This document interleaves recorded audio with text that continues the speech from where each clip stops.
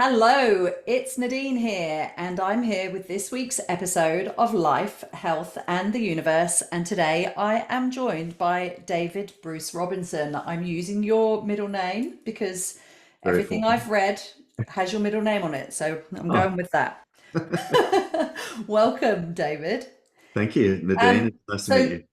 yeah, great to meet you too. So you're founder and director of Supergut Australia. So we're going to be talking all things gut health today, which Right. I'm really looking forward to. I'm just reading off my notes. You're a plant-based, Supergut is a plant-based fiber supplement that's been designed to support and repair gut function.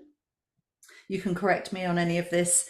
You're part of a super passionate team who are all dedicated to helping us people out here improve our gut health, and that your team comprises of gut health advocates, medical experts, and experienced food manufacturers. And you're going to help us sort of get to the bottom of gut health. Oh dear, that was a terrible pun. Um, it's a kind of one of those buzzwords that we've got happening out there right now. But what does it all mean? And you're the man that's going to help us to learn more about gut health. So welcome. Thank you for Thank joining you. us. Thank you for having me. I appreciate the time and look forward to talking to you about all things related to the gut and hopefully trying to explain some of our ideas and what we're trying to do. Yeah, great. Do you want to give us any more than that right now? You don't have to. We can just, or did I kind of intro you well enough? Do you want No, to? that sounds good. Cool. I think that gives us a good idea as to where we're going. Yeah, great. I'd love to know, like, obviously you've become the front man. Yes. Is that your specific role, or have you had a personal experience, or do you have, a personal, what's your story? How did you get involved in this particular area? Are you a naturopath or No, no? actually, I'm not. And so it's really, really important for us to establish up front that I'm not a doctor. I'm not a medical professional. I am, I suppose the best way to think about me is a brother and son who was worried about his family and who learned something a little bit about the gut microbiome. I picked it up initially by watching Insight, which is a current affairs show on SBS. There was an interview with Michael Mosley, who's a high profile British doctor who started focusing on gut health. He was the one who really popularized the 5-2 diet, fasting diet, and has now become very prominent in the gut health space. He was being interviewed on this TV show, and he was talking about the gut microbiome, explaining about the bacteria, about their function, how to support them, the Mediterranean diet, etc. And as a guest on the show, they interviewed a lady whose child had suffered from a really dreadful disease as a very young baby, a disease called Clostridium difficile infection. If you are an adult and you suffer from recurrent Clostridium difficile infection, one of the last courses of treatment that's available to you after you've gone through all of the antibiotics is a treatment it sounds kind of radical, but it's called fecal transplant. I've heard of it. Yeah, and it's becoming a little bit more well known. But what they do basically in fecal transplant is they take the stool of a healthy donor and then they transplant it through a colonoscopy into the large intestine of the patient.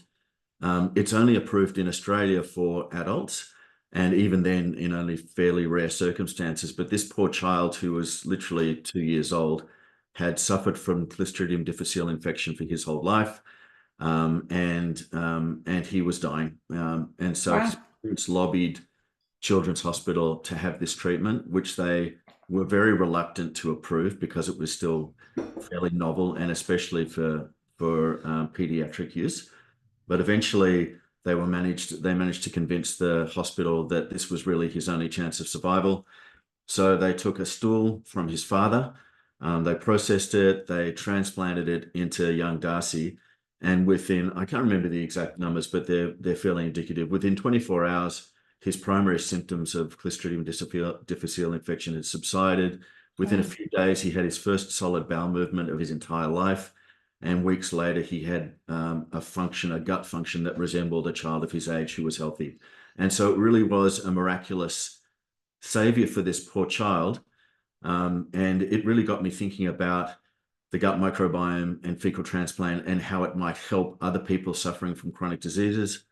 I thought about my parents. I thought about my brother who had been diagnosed with Crohn's disease. So I wanted to try to help them somehow. It wasn't something I needed for myself, but my dad had been medicated for depression for the last 30 years, and he had hypertension and a list of other issues, cardiovascular disease. My mother had suffered from arthritis for most of her life. She had very fragile bones, plus she had some pretty nasty gut function, explosive and unpredictable diarrhea, which is a very difficult thing to live with. And I just thought maybe this treatment could help them. I wonder if it's available. And so I went about trying to find a local gastroenterologist in Melbourne who could offer the treatment, and I found one. And I went and talked to him, and I said, this is what my brother's got, this is what my dad's got, this is what my mum's got. Do you think this treatment can help? And he said, yes, it might be able to. And there was no guarantees. So we ended up getting the treatment organized for my parents and for my brother. Very sadly, 6 months later, my dad passed away from a stroke. So we were really too late for him, but my mum's still alive, and she's doing much better. Her bowel function is much more reliable, much more predictable. Her brain function seems to be improving slightly as well. And my brother Michael, who actually was subsequently diagnosed with it's not Crohn's disease. It's a different gut-related disease. Is virtually symptom-free as a result of the treatment that he's had. It's not just the fecal transplant that's helped him. He's been doing fecal transplants. He's been on all the steroids and all that sort of stuff, but he's also doing probiotics and prebiotics, and now he's much, much better. It's really been a journey of trying to find solutions for my family, and then trying to figure out how to maybe make those more widely available for our community. Wow. That's how we got here. You've given us like several topics and little kind of like, yeah, there's lots to you've unpack got there. your fishing hook. Which one will we go for? Yeah. So obviously fecal transplant can sound like a very well, for most people that would be like bit out there, and also like just feels or sounds a bit extreme. But obviously you've come together with a group of people to help develop this product that's not going to necessarily do the same. Well, does it do the same thing as fecal transplant, or No, it certainly doesn't. No. Okay. And actually one of the early discussions with our gastro was to see if we could make fecal transplant more widely available, and we realized pretty quickly that was going to be quite difficult. It is still, and will be for a long time, a radical procedure. And so one of the other things that the gastro was doing was he was using probiotics, which is basically live bacteria encapsulated. But he was supporting the probiotics with plant fibers, prebiotics. And so we started talking about this prebiotic product and what it was doing for his patients.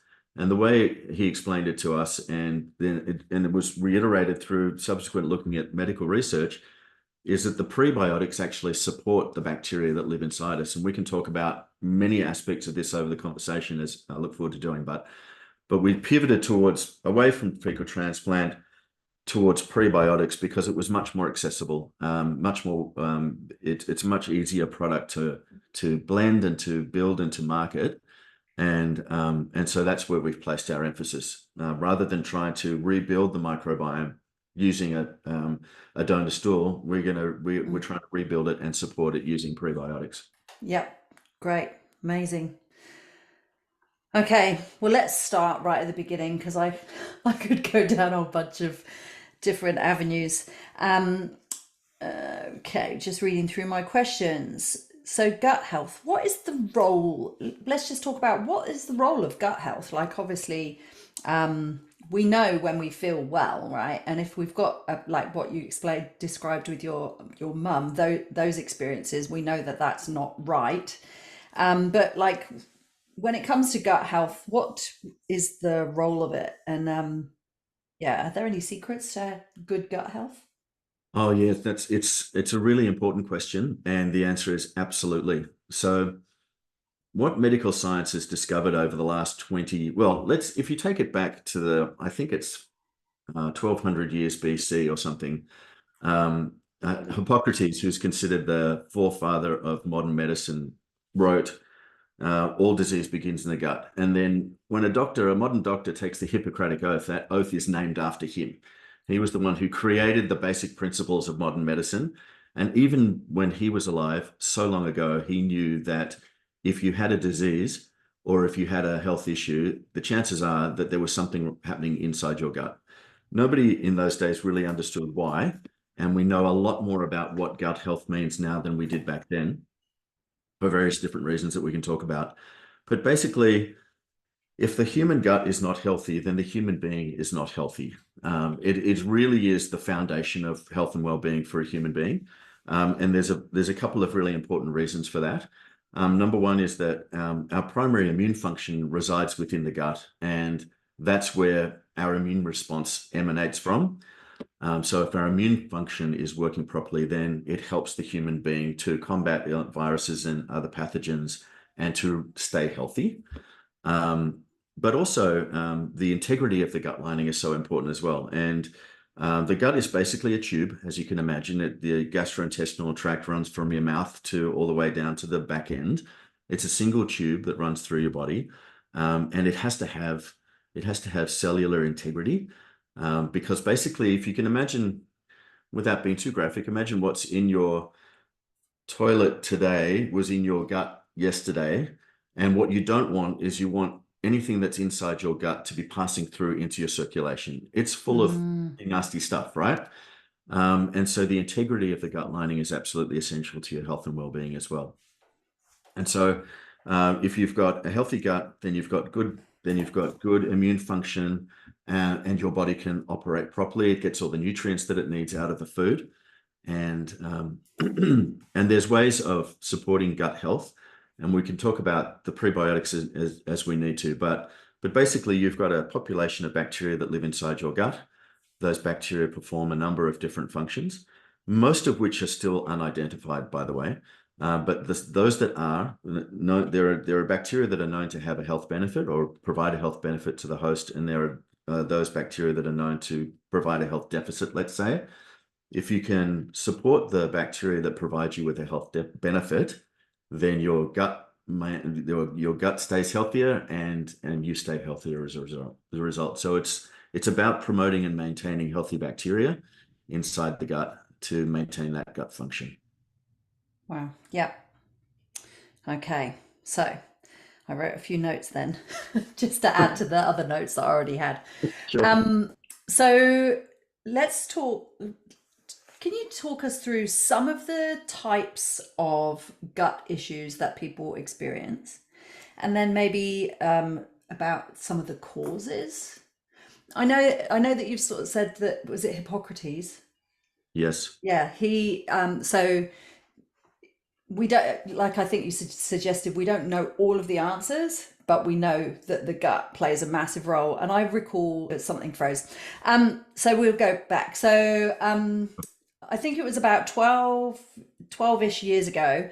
That was kind of when it started to come out about that, the importance of the gut, like the gut is the center of your universe kind of thing. Yeah, it's really true.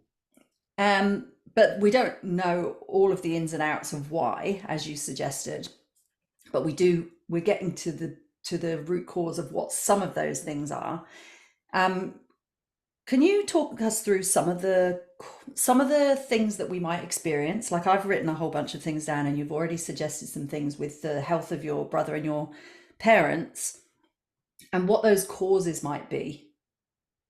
Yeah, well, I'll do my very best. So, so there are some pretty obvious ones. So there's things like irritable bowel syndrome, and inflammatory bowel diseases like colitis, which is what my brother was Oh, re-diagnosed yes. with, and Crohn's disease. And those are when the gut becomes inflamed. So it's damaged somehow, it becomes inflamed, and there is a chronic injury to the gut.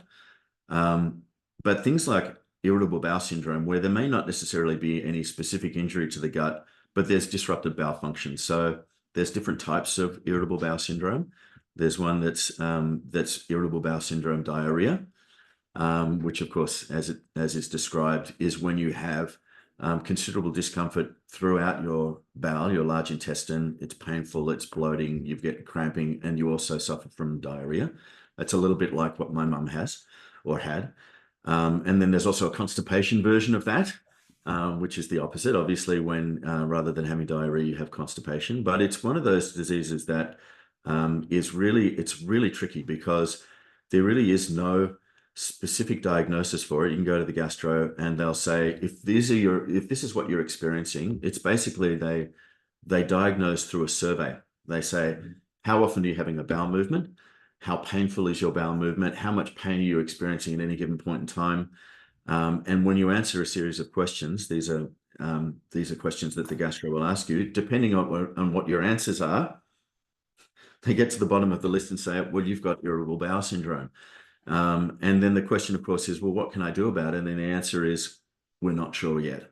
And that's really one of the big problems with irritable bowel syndrome. It's a debilitating condition because, number one, it's painful, but number two, it also affects your mental health. People get very anxious and depressed when they've got irritable bowel syndrome. They go hand in hand, and it's very difficult to treat, even with modern medicine. So those are two examples. There's also, obviously, there's colorectal cancer, which is a huge problem, especially in the developed world, and that that is obviously specific to the bowel.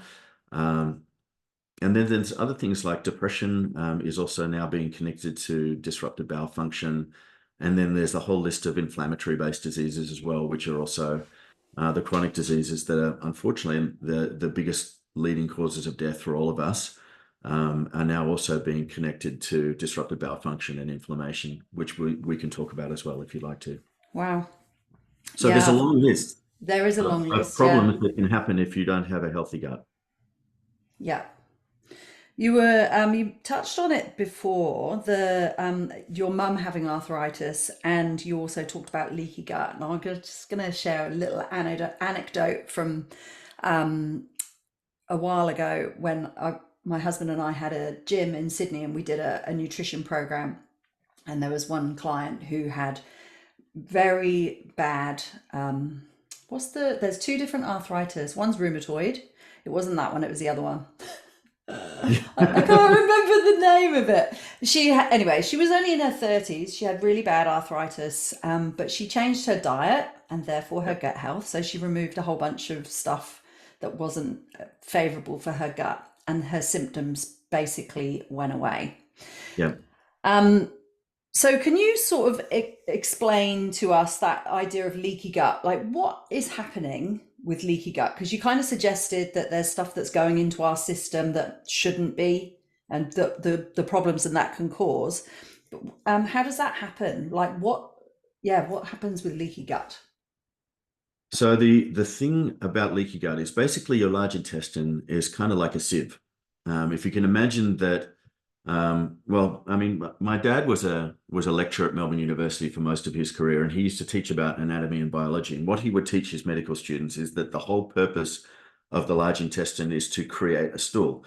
And so basically, if you can imagine you eat some food, it gets broken down and mashed up in your stomach. It turns into a slurry of sorts that's very liquid. And so then as it's liquid, it passes through the small intestine. And then that liquid then passes into the large intestine, where it's turned into a stool. Most of the function of the large intestine as regards to the food or the liquid that comes in is to absorb the liquid out of that slurry and form a stool. And so that you can pass a stool, which has a sort of a structure to it, rather than passing liquid, which is very dehydrating, very dangerous for you. So the original function of the gut was thought to be as a sort of a way of absorbing liquid out of the slurry that passes into it. And this is a very important function. So that liquid absorption happens through the lining of the gut.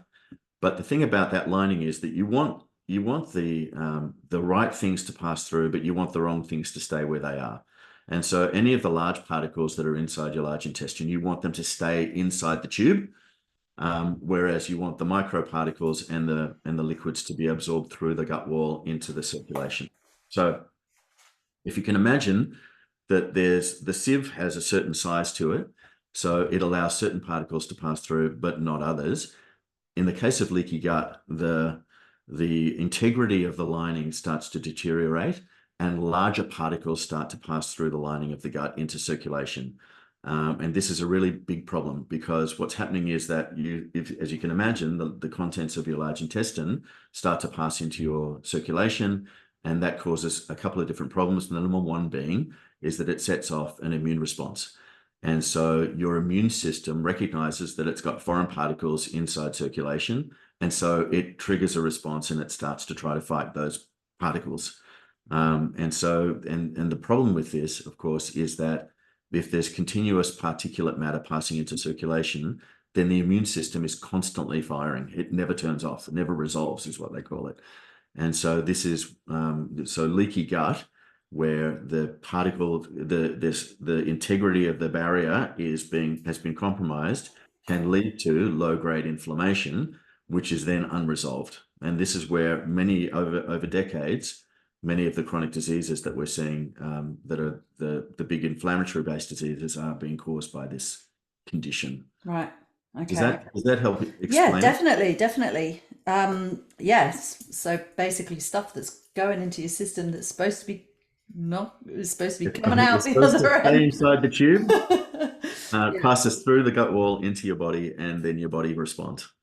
So you've talked about those inflammatory diseases. Can you give us some examples of, like you said, your mum had arthritis? Yes, that's right. And that was one that, like, I think even joint pain, right, can be experienced with Yeah, this. that's right. Yeah. Yeah, that's right. The science is still, and I should be clear that much of this science is still being figured out. Yeah. And so, especially in the case of arthritis, it's considered an autoimmune disease. And what that means is that the body starts to attack itself. And so the actual arthritis itself can cause the inflammation rather than necessarily being caused by the inflammation. Okay. And so it's a chicken and egg thing with many of these diseases.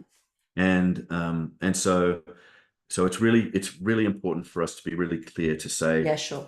These things are still being examined and still being understood. And so in the case of arthritis, it's quite possible that dietary changes, especially towards a more prebiotic, gut healthy diet, is going to reduce that inflammation and therefore reduce the pain. But it's definitely not a cure-all. And one would never suggest that one should change one's diet as opposed to seeking professional medical help with these conditions. Okay. But diet can certainly help in certain circumstances, and so in most circumstances. Yeah, no, it's true. And let's quickly talk about the causes of leaky gut. Is it?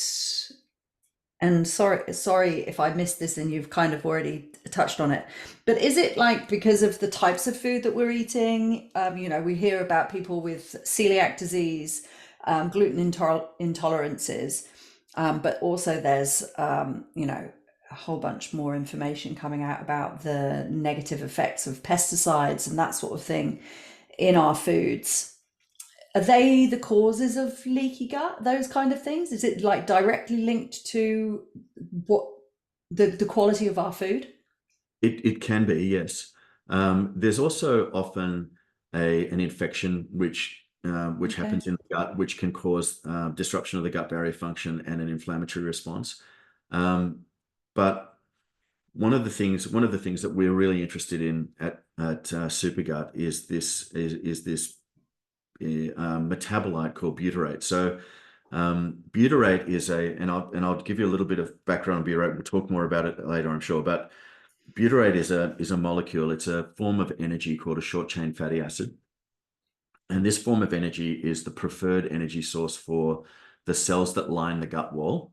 the gut cells, the gut is an extremely active organ in the sense that apparently, from what I understand, the lining of the gut turns over every 7 days or so. So your cells are dying and being absorbed and then regenerating all the time.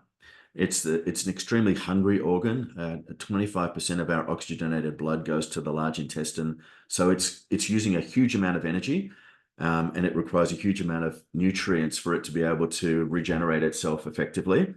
What some of the research is indicating is that if you don't have sufficient of the right types of energy, that you're not consuming the right types of food, then the energy required for the gut to regenerate itself is insufficient. And so the lining of the gut can start to break down and expand as a result of that. The cell wall can't regenerate itself effectively. And if you combine that with things like consumption of pesticides through diet and other potential aggravators like an infection, then all of a sudden the gut lining is under a considerable amount of stress. And so this is one of the unfortunate byproducts of what would be a typical diet for in a developed nation, a developed world. Insufficient in the right types of dietary fiber, and focusing on easily consumable things like simple carbohydrates and fats and starches and those sorts of things. So so it's basically it's a function of maintaining the gut lining through nutrition. And if you're unable to do that, then it becomes vulnerable and can be susceptible to things like leaky gut. Right. That's quite interesting, isn't it? Because it's like you get you ideally absorb the nutrients from the quality of food that you're eating, but they say that the nutrient value of a lot of even fresh fruits and vegetables has decreased significantly. So it might not just be the quality has changed from the food that we get off the shelf, the fresh foods that we get off the shelf because of the use of pesticides and that stuff, but also that the actual quality of the food has decreased because of the quality of soil and that sort of thing. So it's like a double whammy, isn't it? It's a perfect storm. Yeah, it absolutely is. And that's why so many of us, especially as we enter our 40s and beyond, are starting to suffer from the side effects of this poor diet. Yeah. And there's probably a few 40 to 50-year-olds that that aren't on some sort of regular medication, whether that's for blood pressure or for cholesterol, are the sort of the ones you get when you're young. And then if you're like my parents, unfortunately end up with a list of pharmaceuticals that you have to take every day. And it seems to be that one of the primary drivers of this breakdown is poor nutrients and poor gut health, and an inability for us to be able to maintain our gut health throughout our lifetime. Yeah. You've talked about infection that can cause a leaky gut, but one of the ways that we treat infection in the Western world is with antibiotics. Yeah. What happens then? It's like, because doesn't it just like basically kill off everything? It can, yes. Actually, ironically, the case of Clostridium difficile infection that I was talking about earlier is one of the best place to catch that is the hospital after you've had a course of broad spectrum antibiotics, right? And Wow. it's an antibiotic resistant strain. And so that's one of the leading causes of that infection is taking lots of antibiotics leading up to it. Of course, when recommended by a doctor, one should always take antibiotics if that's the right treatment for you. You never want to second guess that. That is the right thing to do. The good thing is, and of course, it kills off many, and if not most, of the bad pathogens that are living inside you. That's what it's designed to do. It also does harm your beneficial bacteria, of course, inside the microbiome, but you can build it back up. And the best way to think about the microbiome is that it's 100 trillion of your best friends living inside your large intestine. These bacteria can provide you with a profound health benefit when you treat them well. And the beauty of the microbiome is it's like a garden. And that is to say that you can fertilize the beneficial bacteria. And when you do, they produce metabolites and vitamins and neurotransmitters, which make you healthier, and they multiply. So they divide, and where one cell becomes two, and then as you continue to feed them, you get more of the right types of bacteria. So even if unfortunately, you have an antibiotic, you've wiped out a lot of beneficial and detrimental bacteria at the same time by supporting the beneficial bacteria through your diet, which is a prebiotic heavy diet. Then you can build that population back up, and it can out-resource the detrimental bacteria. Okay. And you can be healthier as a result. So it's not always a bad thing to have antibiotics. Like, for example, as a preparation for fecal transplant, you will have a broad spectrum antibiotic. Got it. It's a scorched earth approach. And so the idea is to kill off all the bacteria that live inside your large intestine, or most of them, and then replace them with beneficial bacteria through a fecal transplant. So if you can't have a fecal transplant, you can still promote beneficial bacteria through your diet. And by doing so, you'll end up with a better condition. You'll end up with a healthier gut. Right. Cool. That sounds Oh, good. and sorry, I should also add that taking a broad spectrum probiotic, which could be prescribed or is available through your chemist, is also a very good way of Yep. reseeding the gut microbiome as well. So we recommend doing all of those things. Great. I was going to ask. Okay. Yes, I know. So I want to get back. I want to get onto the prebiotic, probiotic, and there's a mention of postbiotic as well, and what Sure. those three things are and how they support our gut health. But before we do, I'd love for you to share, because we can see pretty much from day to day how our digestion is depending on how we go to the toilet, right? If something's upset our stomach, if Yep. we've got a belly ache or whatever. What would, so like, and there's certain foods that disagree with people, I'm thinking peas and corn. That's always a dead giveaway, isn't it? Oh, yeah, that's what that was. Um, but so that can kind of fluctuate a bit, or shouldn't it? No, it certainly should. Yeah, no, Okay. absolutely. Absolutely it should. The microbiome is a very changing organ. Let's Mm, consider it to be its own thing. And how your bowel functions at any given point in time is really a response to what you've eaten and other environmental conditions and other environmental factors. So, for example, as a dedicated prebiotic supplement taker myself, I'm, as you can imagine, quite diligent about taking my prebiotics, but my bowel function's not always exactly the same. I know when, if you pick up an infection from one of your kids, then that's going to mm, disrupt your bowel function, and your body will cope with that.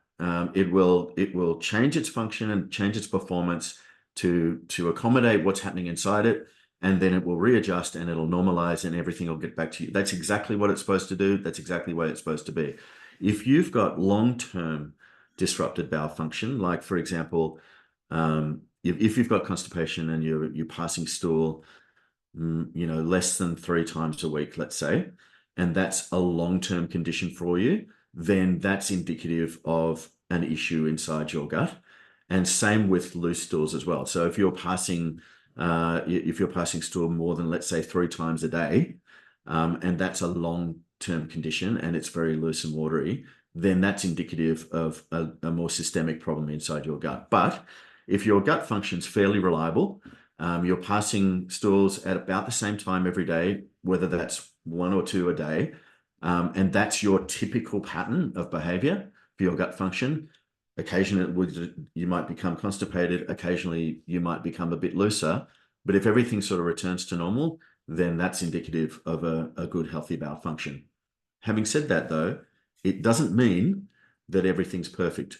And so a lot of people that we talk to who have what they classify as fairly healthy bowel function, and I would agree, based on the descriptions, are still potentially suffering from inflammation at a very low grade. And if that inflammation is untreated, it's really sinister. And so there's lots of problems that happen down the track if you've got constant recurrent low-grade inflammation. Chronic low-grade inflammation is what we call it. And so it's really important to keep an eye on not just bowel function, but other functions of the human body as well, which can be indicative of low-grade inflammation. And I'm sure you're curious about what those are. Um, You so I'll read tell my you. mind. Yeah. So disrupted sleep, Yeah. disrupt altered brain function. So if you're starting to feel foggy in your brain's not working quite as well as it used to, you're not quite sure why. Sleep and brain function are very closely, and sleep is incredibly important. Um, but also things like persistent weight gain or inability to lose weight. Mm. It's not that, it's really important to recognize that dietary fiber can be used is considered an appetite suppressant, but it's not necessarily something that's going to help you lose weight. Mm. And that if you're looking to lose weight and you're finding it difficult to do so, that may be indicative of disrupted bowel function. And getting your gut right will help that process. It will not make you lose weight, but it'll mean that the things that you're doing to try and lose weight will be more effective. Yeah. And so this is really important, especially for, again, we're talking late 30s, 40s and beyond. It's very difficult for some of us to lose weight. We've gained weight consistently over the last 10 or 15 years as we've aged. And then we say, right, I'm going to start exercising. You've owned a gym. You would have seen countless of your customers come in, your patrons come in. They're on a new health kick. They want to lose some weight. They jump on the treadmill. They work very hard and very consistently with their exercise and with their diet, and nothing happens. And that's indicative of Mm. disrupted bowel function.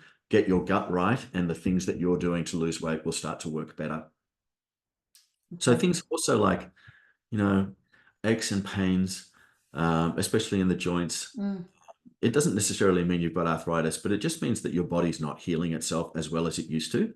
Yeah. And this is really one of the most important factors of and important components of low-grade inflammation is the idea that your body needs to be continuously healing itself, and making sure that your gut's functioning properly ensures that your body's got the best chance of healing itself in the most natural way.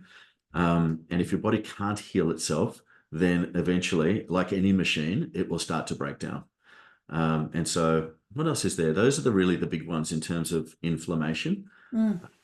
It's really something that you feel. And I suppose one way to think about it would be an exercise that one might take would be to grab some photos from 20 years ago and have a look at yourself and try to remember how you felt.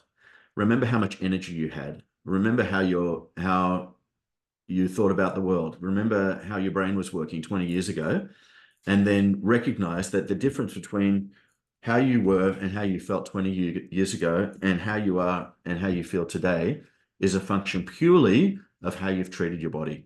And that treatment comes from diet, it comes from sleep, it comes from exercise, it comes from hydration.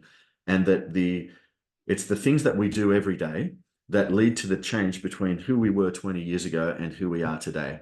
And I think that's a really interesting way of thinking about what Mm. aging is. Everyone has always just assumed that that's what aging is.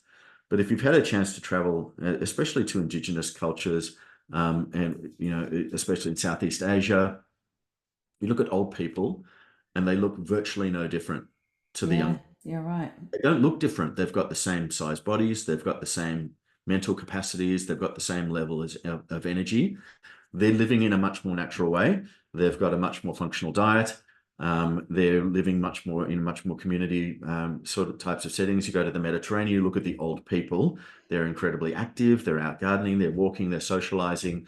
But they're eating well. They're sleeping well. And there's no reason why the human beings of the West can't age the way that the human beings of the East do, let's say, for example. It's just because of it's the choices we make every day. It's how we treat ourselves that make the biggest difference in terms of how we age. And this is what now medical science is figuring out why these things happen. Science focuses on function. It wants to understand the why, not just the what, not just the what's happening, but the why it's happening. But you can see what's happening. And now we're starting to understand why, and we can start every one of us can start to make choices every day that are going to lead to a slower aging process, and then in a reversal of many of the symptoms of aging. And that's why this is such an exciting field, and why we feel it's so important to talk about it. Yeah, absolutely. And we're obviously going to talk more about the product that you've developed, because I think for many of us now that are becoming more conscious of our health and the foods that we eat, and where our food comes from and that sort of thing. I'm conscious of my gut health, even though I don't seemingly have any gut issues, because I'm aware that it's a really important aspect of the whole. Yeah.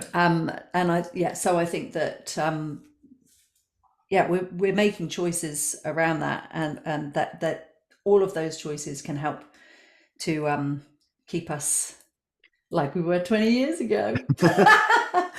If only I was, when you were talking about that, I was like, oh yeah, I didn't have any kids. Oh, I know. Yeah, That's an no, I know. ager. Well, no, look, I get it. Look, life gets No, life don't like complicated and it gets there's difficult. yeah, we call what do we say? It's like health span versus lifespan, right? Yes, Yeah, yes, it's like how healthy you can stay for how long compared to that's just right. how long you live. Absolutely. Yeah. Yeah. And it's obvious, it's becoming obvious that the foundation for healthy aging is how we treat ourselves in middle age. Mm, So middle age is really, to anyone that's listening and who's in middle age, who's curious about this, the choices that you start to make now, and it's really important to realize it's the things that you do every day that make the biggest difference.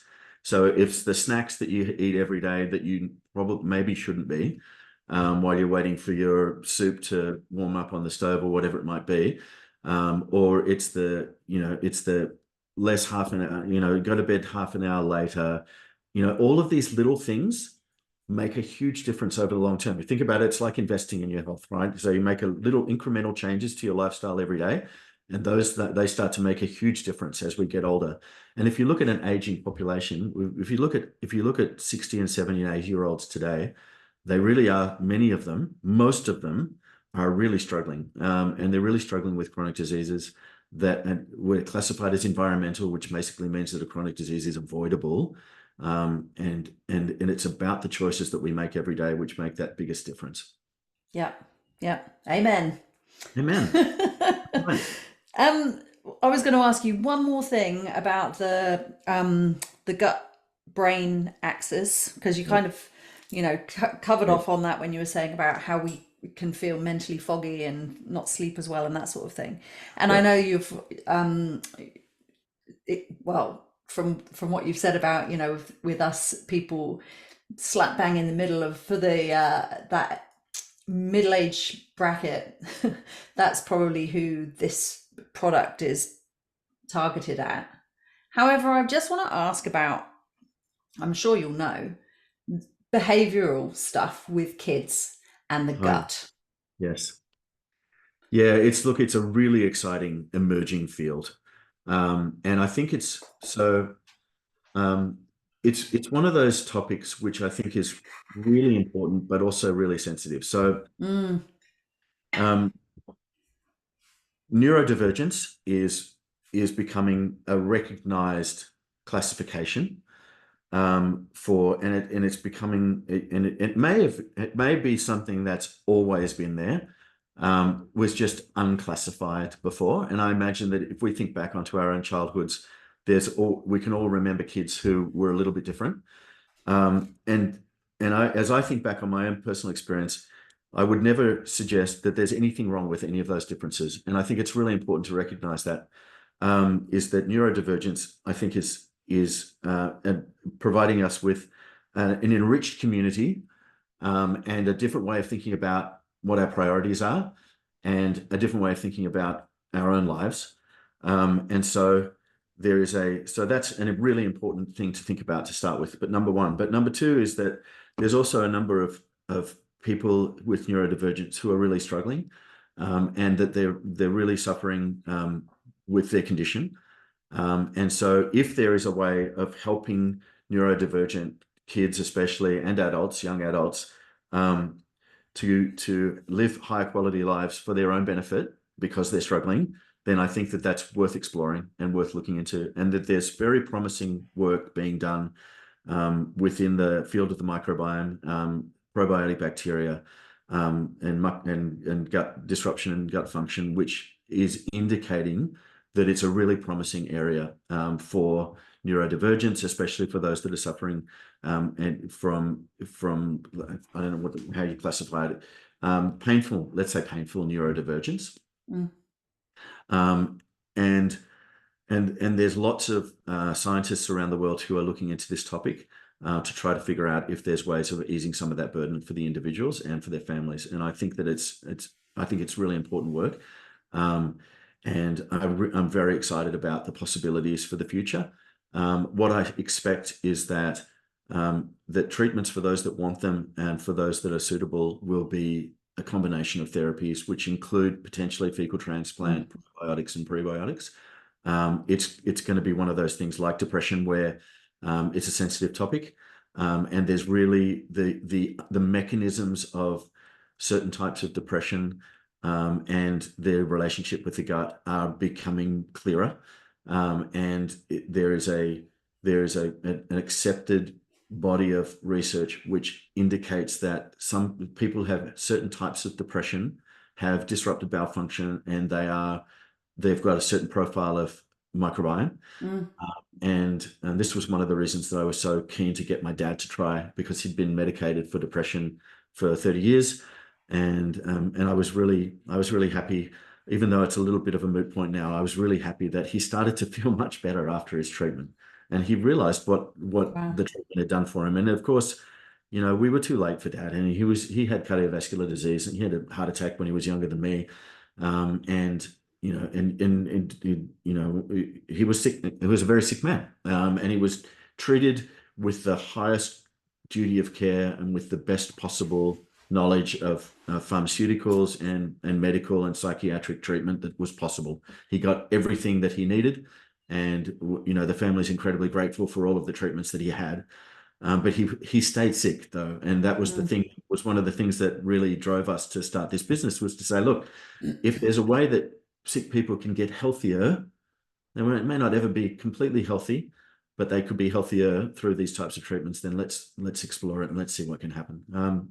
But in terms of neurodivergence, it's extremely promising. There's lots of really interesting work being done because it's a big area. Pardon me. And so the future is very bright for this particular field, I think, as it is for many of these chronic diseases which we're dealing with right now. Yeah.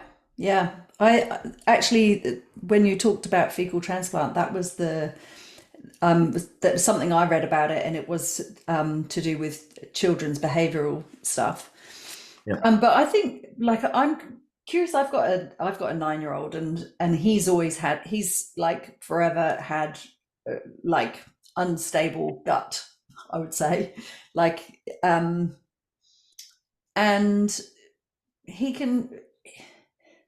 he's not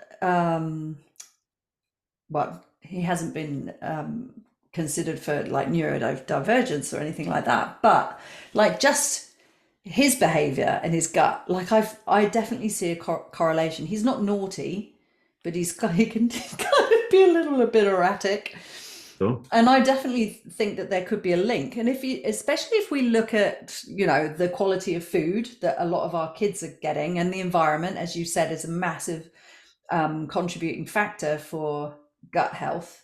And we see, more behavioral issues, even if they're not kind of classified in any way in the classroom, then it's kind of like, it makes sense that there's something going on.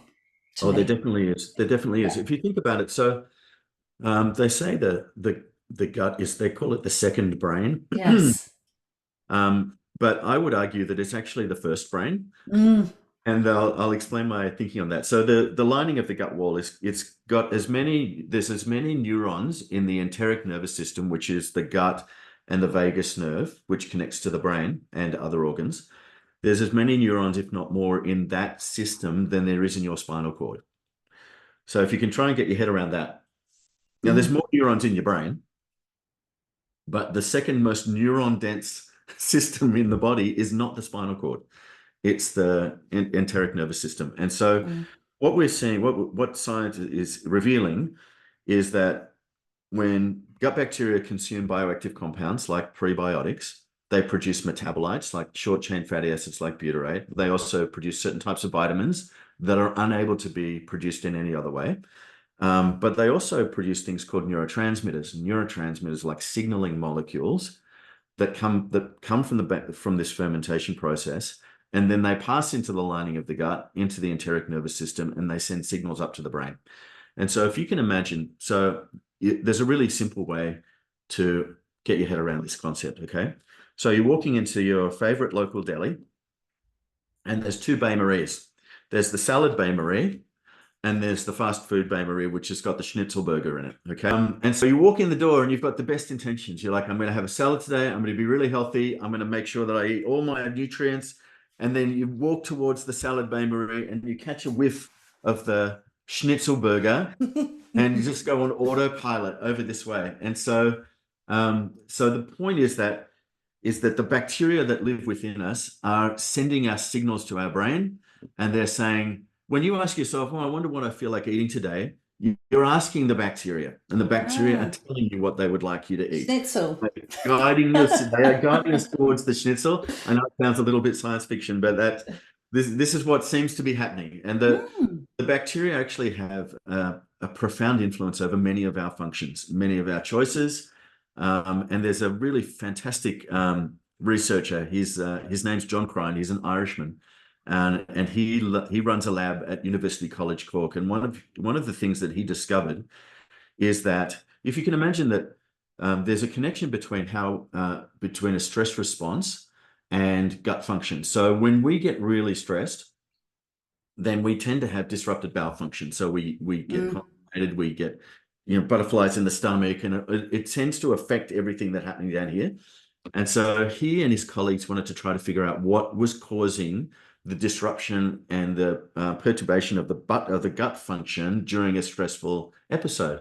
And so what they figured out was that what they assumed, the hypothesis was that that when you experience stress, then through the vagus nerve, the brain signals to the gut that it's experiencing some stress, and that signal then disrupts bowel function.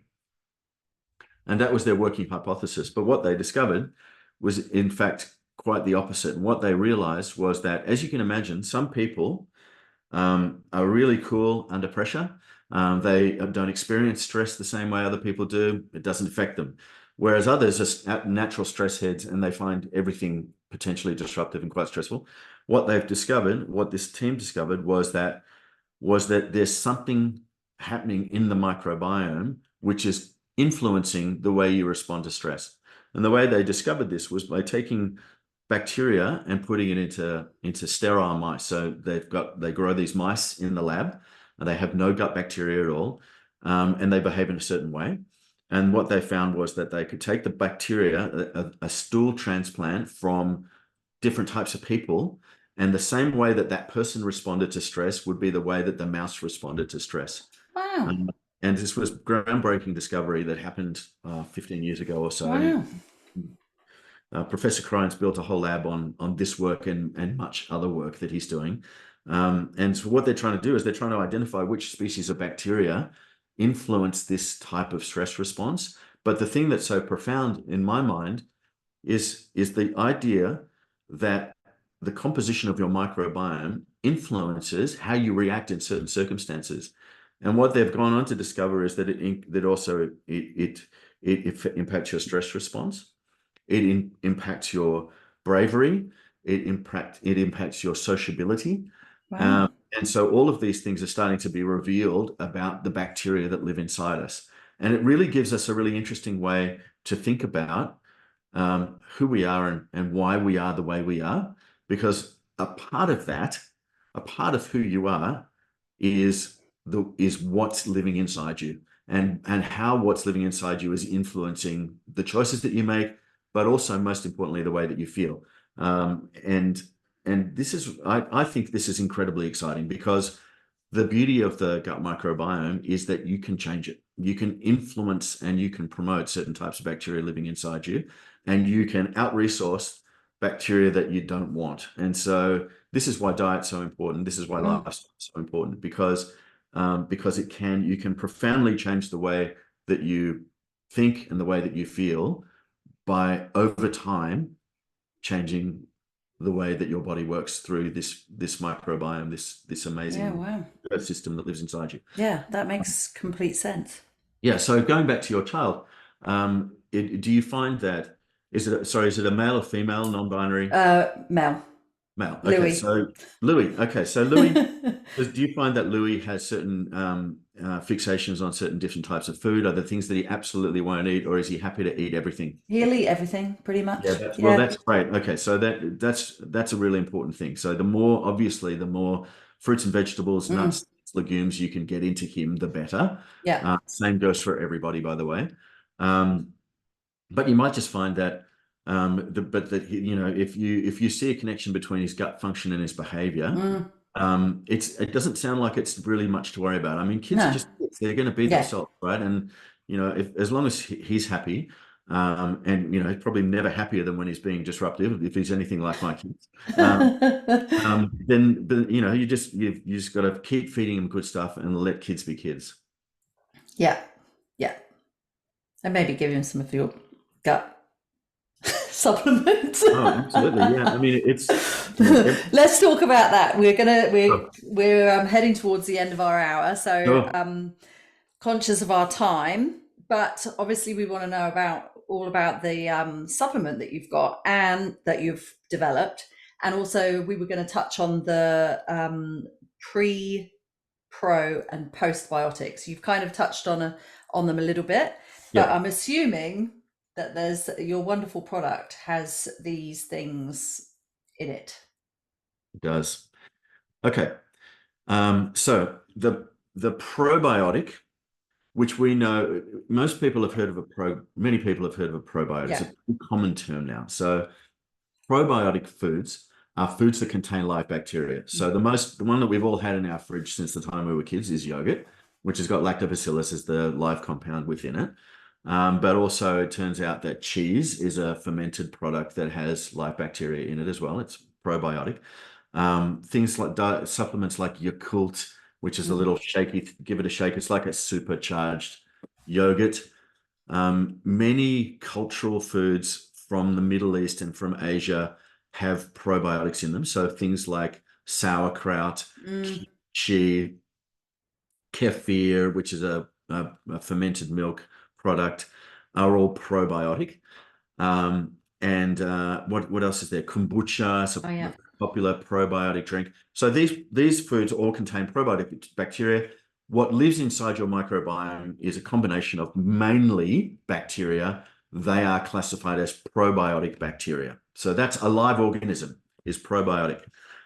A prebiotic is the thing that feeds the bacteria. So a prebiotic, if you were to take fruits, vegetables, seeds, nuts, legumes, starches, there is most of that food is digested through your gastrointestinal tract before it gets to your large intestine. But there is a microscopic component of all of those foods which is undigestible. And that is the prebiotic fiber and resistant starch. And these things are complex carbohydrates and what's called resistant starch. So complex carbohydrates and resistant starch are the part of these foods that don't get digested by us.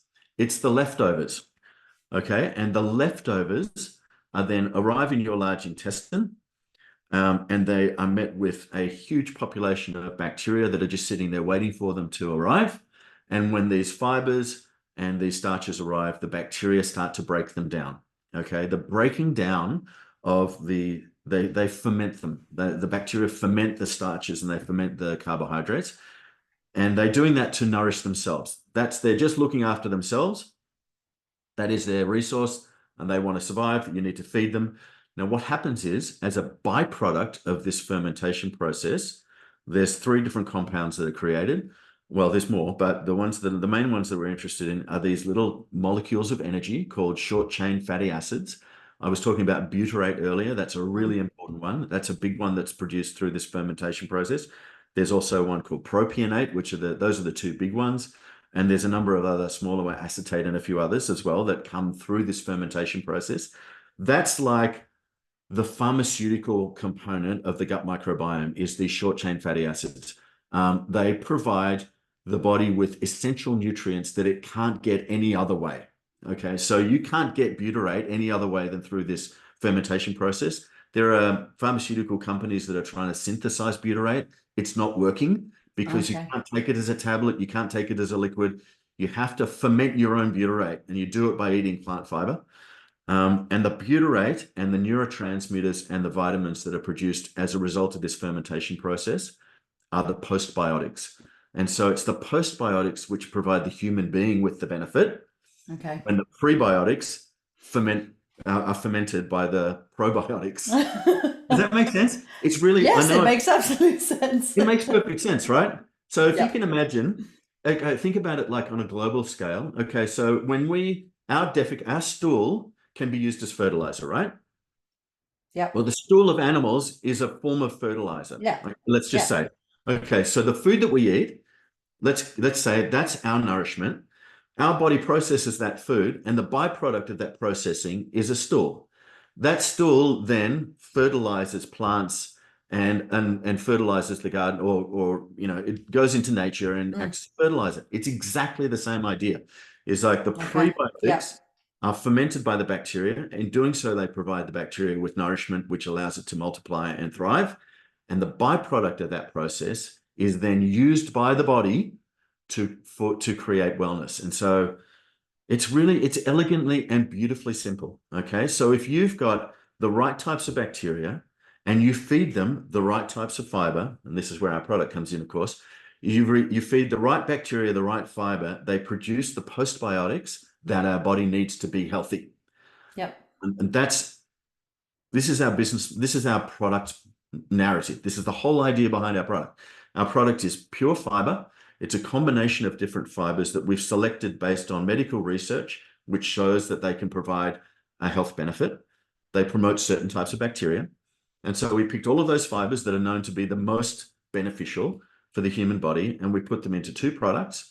One product promotes and maintains healthy bowel function. That's the everyday fiber, and which we encourage people to take every day to create healthy functional bowel function. And then there's the other product, which is our butyrate producer. We've selected our fibers because they are known to promote butyrate production in the gut. And so we can all produce butyrate at various different levels, depending on how many of the butyrate producing bacteria we have. So you want more. You always want more butyrate producing bacteria, because the side benefit of butyrate is profound. It's anti-inflammatory. It helps the gut regenerate itself. When it passes into circulation, it reduces inflammation in the brain, in the joints, in arteries. It's really this incredible metabolite, and we need more of it. We don't get enough. And our hypothesis, let's say it's a working hypothesis, is that one of the main reasons so many people are suffering from degenerative inflammatory diseases is because we just don't produce enough butyrate. And that, I know that's overly simplistic, and it's just an idea, but it's an idea that's supported by lots of different types of research, none that is specifically saying butyrate is the golden metabolite, but that's what we believe based on everything that we've seen. Looking at all the wealth of knowledge that's out there about butyrate, we think that it's the golden child of postbiotics, and the more butyrate you have, the healthier you can be. The beauty of butyrate is that you can make it yourself in your gut by taking a combination of the right types of fibers and starches, and that's what's in our Supergut Repair product. Amazing. So everyday fiber normalizes bowel function. Supergut Repair helps to promote butyrate production in your gut. That's what they do. They They are sound amazing. prebiotics to promote postbiotics in your gut. They're amazing. They are amazing. Oh, And they're unique. There's totally. other products on the market that are quite like them. The products are manufactured and blended by a food grade local blender who's part of our business. We source the fibers from various different parts of the world, bring them in, blend them together, and put them into our products. They're They don't taste bad. A lot of these, nutritional compounds, these, these functional foods and complementary medical products really taste quite bad. They've got all sorts of funky stuff in them. Ours it's just fiber. And so you can sprinkle it on your cereal, you can mix it in with your porridge, you can put it in your bolognese sauce, you can bake it into cookies, you can do all sorts of stuff with it. Wow. I just shake it in cold water and drink it every day. That's how I take it. But by doing so, and we would never suggest that this is a replacement for a healthy diet. It augments a healthy It's complementary, diet. right? It's complementary to a healthy diet. Yeah. You should be getting up to 80 grams of fiber a day. Up to 20 to 30 of that grams of fiber should be soluble fiber rather than insoluble fiber. It's an important distinction. Soluble fiber is still bulking. It makes sure everything moves through your body. Insoluble fiber is the prebiotic that feeds the bacteria. So it is recommended that you have up to 80 grams of fiber a day. Typically, any Australian on any given day would get about 20. Wow. And so we don't eat nearly enough fiber. 30% of that fiber should be soluble fiber, and you can get a lot of that. You can achieve a lot of that by just taking our supplements. And we try to make it as easy as possible for you to support your microbiome, support the rest of your body with a healthy diet, but really take care of it. You can really boost your microbiome with our prebiotics. Yeah. Wow. And they're good for everyone? Yes. Kids, Now, grown-ups? yeah, absolutely. So what we're recommending is that the everyday fiber looks like it performs a really helpful function for everybody. The caveat on the repair product is that you need to start taking it slowly. So it's a specific type of fiber, which unless you've got a really abundant population of butyrate producing bacteria in your gut already, it can cause some disruption. So our recommendation is to start very slowly. Yeah.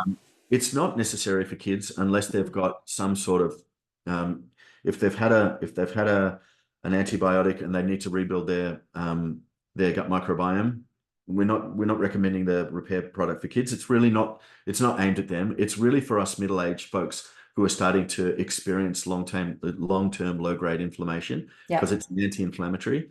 And so that's really who it's suited for, I think, is probably the best way to think about it.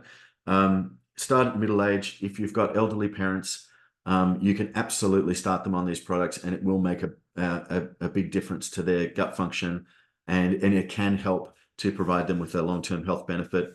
But we're especially targeting sort of the 35 to 55, 65-year-olds to say, look, if you start taking care of your gut now, then you will age much more healthily than you might otherwise. Amazing. And that's why it's so exciting. But Great. yes, Fantastic. Well, we're going to share links to your website in the notes and get your message out there. It's been a really insightful conversation. I've been kind of aware of the gut health stuff for a while, and definitely think it's a super important part of overall health and well-being. And so you're the first person I've had on the show to talk about this particular topic, so I really appreciate your time. And it's been, as I said, it's been really insightful. You clearly know your stuff, and you've got driven by your passion. So thank you so much for joining us. It's been my pleasure. And if I'm not sure if it's appropriate, I should have asked you this before, but I've got a code set up for your listeners if they'd like to use it. That would be great. Yeah, so I've done it, and we'll put it in the show notes, of course. But the discount code is LifeHealth20, LIFEHEALTH 20, and that'll give your listeners 20% discount and free shipping. Amazing! Thank you. That's great. I'd like to encourage everyone to try it. Yeah, absolutely. I'll be trying it for sure. Love to send you some. Thank you so much. It's lovely to meet you. Yeah, you too. Bye for now. Bye bye.